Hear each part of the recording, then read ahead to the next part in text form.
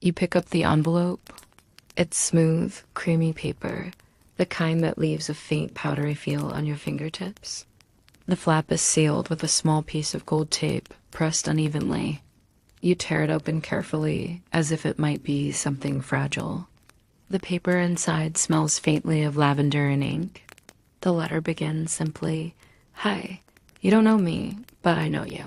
It continues in looping handwriting, full of strange, personal details, your favorite hoodie, the chipped corner of your phone case, even the way you tap your pencil 3 times before writing anything. You read it twice, your pulse climbing. You check the postmark, but there isn't one. No stamp, no return address, just your name. You tell yourself it's a prank. Someone's idea of a creepy joke. But the next line changes that. "I miss the park bench. The one by the fountain where you used to read. You haven't told anyone about that spot. Not since her." You set the letter down, staring at the handwriting until the words blur. You whisper her name out loud, Lena, and it fills the room like a ghostly echo. It's been 2 years since the accident, since she was gone. You unfold the letter again, your hands trembling slightly now. The final lines read, "I don't understand how I'm writing this or how it's reaching you. But where I am, it's the same park, the same bench, the same world, only you're the one who's gone." You lean back, staring at the ceiling. The room feels suddenly smaller, like the air has thickened. You look around, half expecting to find a camera or hidden trick, but everything is the same: your lamp, your messy desk, the photo of you and Lena taped crookly to your wall. You think about her face, the way she used to draw small hearts on your wrists when she was bored, the way she always carried a notebook with her, saying paper remembers things better than people do. And now, somehow, she's written again. You can't sleep that night. You keep the letter beside you on the pillow, reading and rereading it until the words start to lose meaning. You imagine her on the other side of something invisible, sitting in a room just like yours, wondering if you'll ever write back. By morning, you find yourself holding a pen. You know, it's ridiculous, maybe even dangerous, but you start to write anyway. "Dear Lena, if this really is you, how?" You don't expect a reply. You don't even know where to send it. Still, you fold the paper neatly, place it inside an empty envelope, and leave it on the desk. The same spot where hers appeared. Hours pass. Nothing happens. You go about your day half distracted, every sound pulling your attention back to that desk. You open your door more than once, just to check if something's changed. It hasn't, until it does. Late that night, you walk back into your room after brushing your teeth, and there it is again, your letter, unopened, next to a new one sitting right beside it. The gold tape seal glints faintly under the lamp. You sit down, heart thudding. Her handwriting is the same, delicate, familiar. "I didn't expect you to write," it begins. "But I hoped you would. I don't know how this works, only that when I fall asleep holding your old photo, your world opens a little. You exhale, half laughing, half crying. It's impossible, but your body reacts like it's true. Maybe because deep down it feels right." You touch the paper again. The lavender scent is stronger this time. At the bottom, she's written a small question. "Do you still visit the fountain?" You don't answer out loud, but your chest aches in a way that feels like saying yes. You fold her letter back carefully, as if it's alive. When you finally lie down, your eyes stay fixed on the ceiling fan spinning slowly above you. And your last thought before sleep takes you is simple, fragile, and entirely real. Maybe she's somewhere out there, lying under the same fan, writing the same thought. Morning feels slower now. You wake up with that strange mix of disbelief and curiosity humming in your chest. For a few seconds, the world is normal sunlight cutting through the blinds, dust drifting in golden streaks, but then you remember the letters. You sit up fast, eyes darting toward the desk. They're still there, 2 envelopes stacked like secret proof. You touch them just to be sure they're real. The edges are soft now from how many times you handled them. The lavender scent still lingers, faint but steady, like it's woven into the paper fibers. You whisper, "Lena," just to see if it still hurts. It does, but gently. The way a healed scar aches when it rains. You make coffee, trying to think like a rational person. Maybe you're sleepwalking. Maybe your brain is trying to rewrite grief into something less sharp. But even as you sip the bitter drink, your hand drifts to the envelope again. You decide to write back. You sit down, pen ready, heart unsteady. "Dear Lena," you begin, "if I'm gone in your world and you're gone in mine, then maybe we're both writing across the space between what should have been." You pause. There's a kind of tenderness in the silence of the room. Outside, you can hear a dog barking, a car engine starting, the ordinary rhythm of a day that doesn't know it, as carrying something extraordinary inside it. You write for a while about the park bench, the coffee shop you used to go to together, the song that still plays in your head when it rains. You tell her how quiet everything became after she left. You don't say how lonely. You don't have to. You place the note on the desk and leave it there. That night, it's gone. And in its place, her reply. Her handwriting looks a little more rushed this time, the ink darker. "I went to the park today," she writes. It looks the same, except the sky feels heavier. There's a plaque near the fountain with your name on it. I sat next to it for a while and tried to remember the sound of your laugh.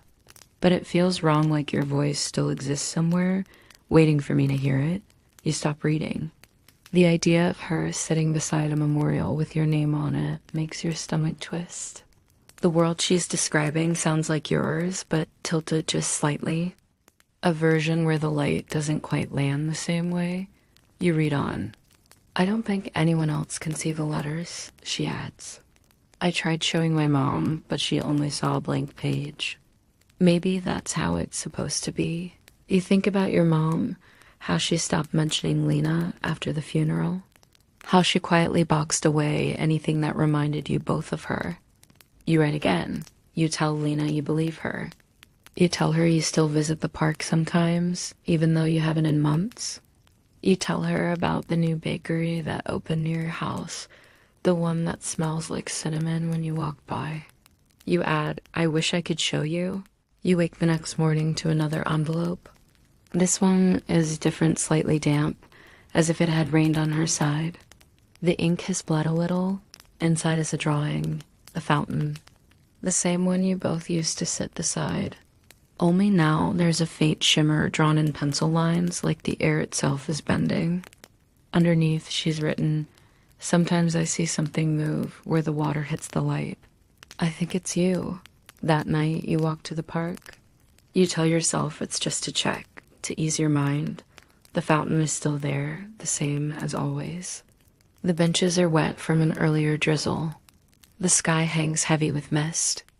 You sit where you always used to, the stone still cold under your hands. The water arcs in slow, hypnotic motion. And then, just as the light from a passing car hits the fountain, you see it, a faint flicker, like heat above asphalt. A ripple in the air. You hold your breath. It's gone.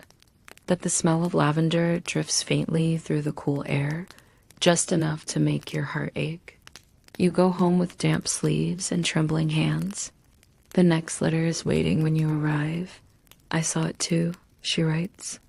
The shimmer. It feels like the space between us is starting to thin. Maybe if we keep writing, it'll open more. You stare at that line for a long time. You think about what it means, how two worlds might be folding closer with every word you exchange. You imagine her sitting in her room, candlelight flickering over the page, smiling because she knows you'll read it soon. You can almost hear her voice now, softer than memory, almost alive. Before sleeping, you whisper into the dark, "Don't stop writing." You dream that night. In it, you're sitting by the fountain again. But this time, there's someone beside you. You can't see her face, but her hand is close enough that your fingers almost touch. Almost. You wake with the feeling of that almost still humming in your palm. Days begin to lose shape after that. You sleep less, waiting for her letters. They come at odd hours now, sometimes morning, sometimes past midnight, always without a sound. Each one smells stronger, like lavender and rain. You start keeping them in a shoebox under your bed, but every night you take them out again, laying them side by side like fragile pieces of proof. In her latest letter, Lena writes, "I tried touching the fountain shimmer today. My hand went cold, like dipping into another kind of air. I think we're closer." You trace her words with your thumb, feeling their rhythm. You wonder if she's doing the same, somewhere else, pressing her fingers over the same ink, feeling that faint static through the space between you. You decide to test it. You go to the park again. The fountain looks different now, brighter somehow, or maybe you're just seeing it with new eyes. The air hums softly. You take out your phone, record a short clip, but when you replay it, the shimmer doesn't show. Just water, just light. You send her a letter that night. It's real, you write, but it doesn't want to be seen by anyone else. She replies the next day. Then maybe it only exists for us. You smile reading that. A quiet, involuntary smile that feels too big for the room. It's the first time in years you've felt that kind of warmth, gentle, hopeful, like spring sunlight through dusty windows. You keep writing. Every day. Every night.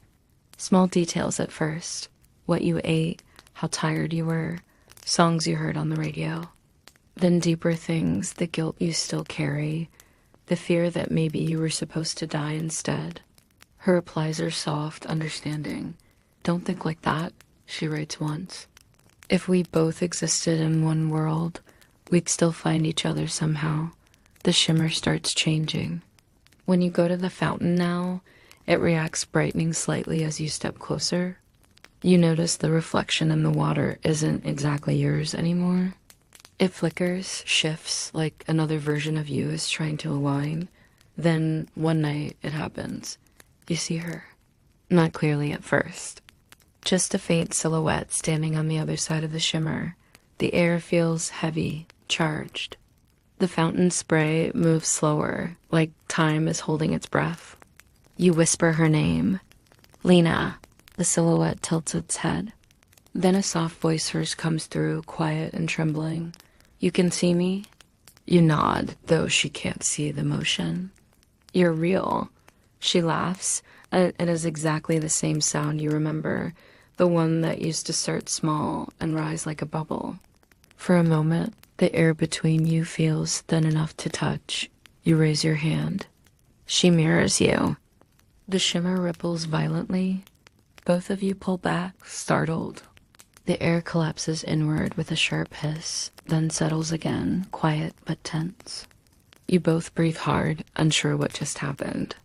"I think we shouldn't do that again," she says, her voice distant now, fading slightly. You agree, though, your heart aches. You want nothing more than to reach across and feel her skin again, just once. For the next few nights, the letters change. She writes about her world, how the seasons are shifting strangely, how birds have begun flying in circles over the park, how people seem more tired than usual. You notice the same things here. The sky feels wrong sometimes, too pale in the mornings, too red at dusk. You read one line in her letter that phrases you. "I think the shimmer is feeding on both sides." You start researching quietly, though you're not sure what to call it. Parallel worlds, dimensional bridges, quantum mirrors. It all sounds like science fiction until you remember her laugh, her letters, her shadow through the air. You stop trying to explain. You just keep writing. One evening, you bring a small object to the fountain, a smooth stone from your garden. You toss it gently through the shimmer. It disappears mid-air. No splash, no sound. The next day, her letter arrives. Inside is the same stone. There's a small note attached. You drop this. You stare at it, speechless. Then you laugh, the kind of laugh that feels like crying. You whisper, "You're incredible," even though she can't hear you. The connection deepens. The shimmer grows brighter, whiter. You begin to see her more clearly now, her hair tied the same way it used to be. Her favorite blue sweater, the way she tucks a strand behind her ear when she's shy. Sometimes you just sit there, separated by the flickering air, talking softly. You can't hear every word, but you understand enough. She brings her notebook sometimes, sketches things on her side of the fountain. You do the same. Once you both draw each other at the same time, smiling awkwardly, realizing it's the closest thing you'll have to a photograph. There's peace in those moments, simple human peace, the kind you forgot was possible. But under it all, a quiet fear hums. The shimmer keeps widening. The air feels heavier each time you meet. Once you reach out again without thinking, just to brush her reflection, the water freezes, the wind stops. The park lights flicker, you pull back instantly, heart pounding. She looks at you, eyes wide. "Don't," she mouths. You nod, whispering, "I won't." But even as you say it, you feel the truth in your chest. You will. Someday you will. That night, you write, "I'm scared of what will happen if we stop." Her reply comes quickly, written in trembling ink. "Then maybe we don't stop. Maybe we find out together." You fall asleep with her letter pressed to your chest, and somewhere in the soft blur of dreams, you think you feel the faintest touch on your hand. You start waking earlier, restless, drawn to the fountain before the city stirs. The park at dawn feels otherworldly dew glimmering like scattered glass, air holding the chill of night. The shimmer hovers above the water now, visible even without sunlight. Its surface breathes, pulsing faintly, like a heartbeat too large for this world. You sit on the same bench every morning, writing her letters by hand. No phone, no camera. Just paper, ink, and the sound of water. You know she's there, even before she appears. There's a soft vibration in the ground when she comes close, as if her footsteps echo through two realities at once. She waves when she appears. Her image is clearer, now still slightly blurred at the edges, but her eyes shine through, bright and unmistakable. For a moment, you forget how impossible this is. "Hey," you whisper. She mouths it back, smiling. You talk without words, writing sentences on scraps of paper and holding them up for each other to read. Sometimes you just sit in silence, watching each other breathe. That quiet feels fuller than any conversation. Then one morning, she holds up a note that makes your chest tighten. "Do you ever wonder what it would feel like if we touched?" You don't answer right away. The shimmer hums louder as if it senses the thought. The air smells faintly of metal and rain. You write slowly, every day. She presses her palm against the barrier. You can see the warmth of her skin through the light. You lift your hand, matching her movement, separated by less than an inch. The shimmer vibrates violently, bending light and sound together. The world around you seems to slow. You whisper, "Lena, stop," but she doesn't move. Her eyes are filled with something hope, longing, or maybe quiet defiance. The air between your hands begins to fold inward. For a second, you feel it, pressure, warmth, a pulse not your own. Then the fountain erupts with a sharp burst of mist, scattering light like glass shards. You both stumble back. The shimmer collapses in on itself, flickering, then fading entirely. She's gone. The silence that follows is immense. You sit there, soaked and trembling, unsure if what you felt was real or just the echo of wanting too much. You rush home, drenched. You check the desk every few minutes, waiting for her letter. None comes that day, or the next. When it finally arrives, the paper is scorched at the edges. The ink is faint, smudged like it's been through a storm. "I saw you," it reads. "I felt you." But something broke here. Buildings flicker. People freeze mid-step and start again like nothing happened. "I think the world's touched." "I think we did." You read it over and over. The words feel fragile, like they could dissolve if you blink too hard. You look out your window and notice strange things too. The clouds stutter, repeating their shapes. The streetlights hum a little too long before dimming. She writes again, her letters frantic now. The shimmer's changing shape. It's growing wider. I don't think it's supposed to stay open this long. You write back, your hands shaking. We have to stop before it destroys everything. Her reply comes quickly. I don't want to stop. If it collapses, maybe it means we finally meet. No more barrier, no more almost. You sit with that for a long time. The thought of her gone again feels unbearable.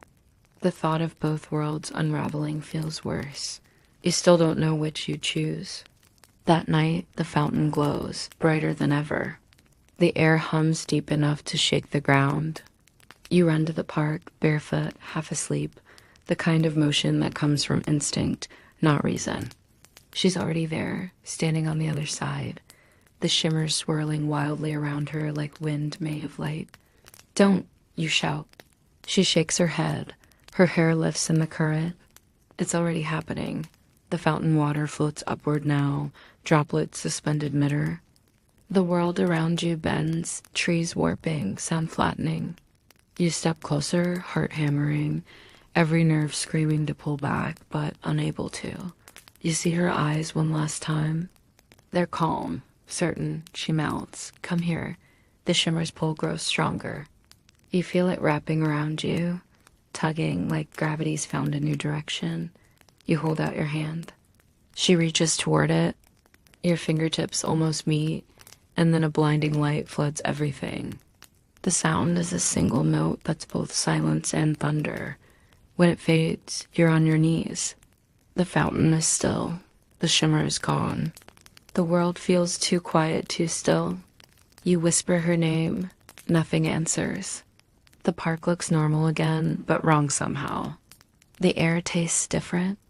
You walk home in a daze. The street's empty. There's a letter waiting on your desk. It's addressed in your handwriting. You open it with trembling hands. Inside, 2 words written in familiar loops. I'm here. You sit back slowly, the lavender scent filling the air again. You turn toward the window and see her reflection in the glass, smiling faintly, as if from inside your own world. You don't move. You don't speak. You just breathe, afraid that even a whisper might break the fragile balance holding everything together. Days pass, though time feels different now, softer, unstable, like it could fold or loop if you look at it wrong. You go through your daily motions, coffee, walks, brief conversations, but everything feels slightly displaced, as if one world is resting just a breath above the other. Lena's reflection appears often now, in windows, in puddles. Once, even in the metal surface of a spoon. She's never quite solid, but her presence carries warmth like standing near sunlight that doesn't touch your skin. You stop finding letters on your desk. Instead, the words begin to appear directly on pages you haven't written yet. You'll open your notebook, and her handwriting will already be there, curling across the lines. Hi, she writes one morning. I think we're inside the same place now. Or maybe overlapping. I hear things from your side footsteps, music, the kettle boiling. It's strange, but I feel calm. You write back on the same page, and your words seem to shimmer faintly as they dry. I can feel you too. It's like you're between my thoughts.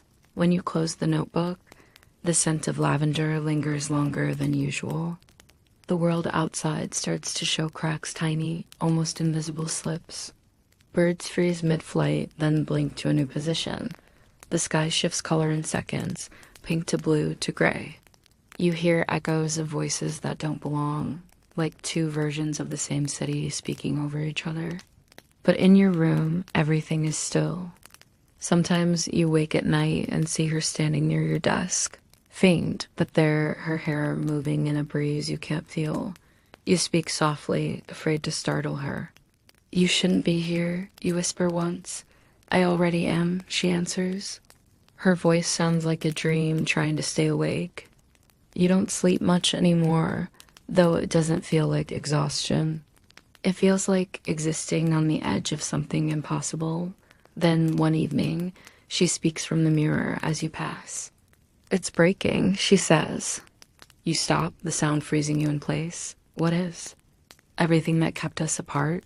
You glance toward the window, and for the first time, you see both skies layered her world's dusky purple over yours. They shimmer together, uneasy. "If the worlds collapse," you say quietly, "what happens to us?" Her eyes soften.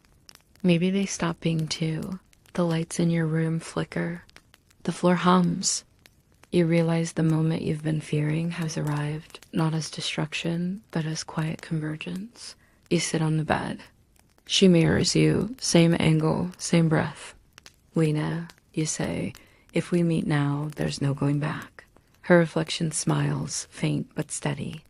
"I've never wanted to go back." The air thickens, colors blur. The scent of lavender fills everything, heavy and sweet.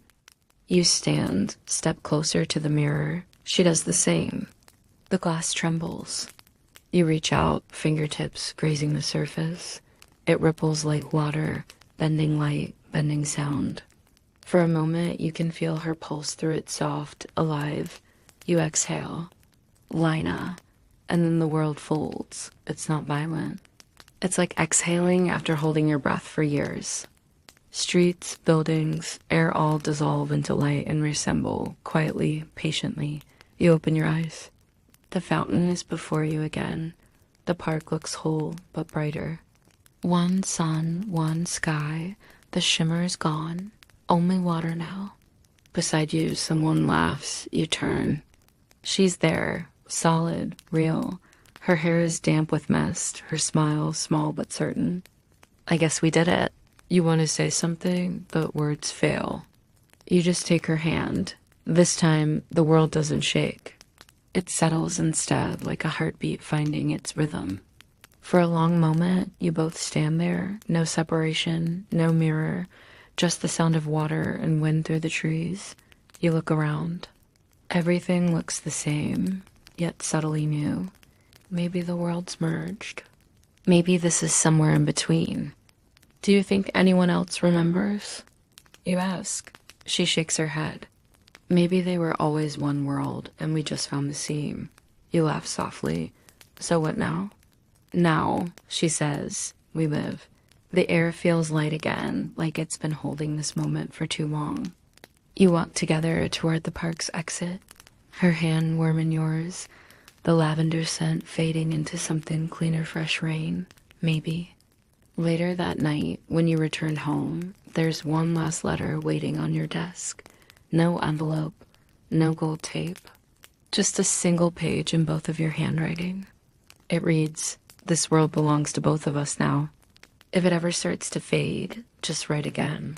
You place it under the lamp, smiling faintly. The light flickers once, then steadies. Outside, the fountain runs quietly under the moon. Two reflections merge on its surface and stay that way. And now, as the story fades, so does the pulse of that in-between world, the hum quieting, the lavender air softening into night. You sit with the feeling of it still, that impossible closeness, that slow miracle of finding someone again through the seams of existence. The fountain sound becomes a lullaby now. The light drifts lower. The city sleeps deeper than before. In some quiet way, you know that Lena's still there, maybe not as reflection or a letter, but as a quiet warmth behind your ribs, the calm between heartbeats. You breathe in slowly, hold, let it out. The air feels lighter with each breath, like gravity itself is relaxing. You think about what it means to meet someone halfway across two realities, to learn that sometimes love doesn't fix or break the world. It just makes it gentler. Outside, the sound of distant water lingers, each drop another heartbeat, each ripple another memory that refuses to disappear. You close your eyes, letting the last traces of light dissolve behind your eyelids. The story doesn't need to end here. It just quiet softens like a letter waiting to be opened in another dream. So let it rest now. Let the shimmer fade. Let both worlds settle where they belong side by side, peaceful, still. Sleep easy. You made it through.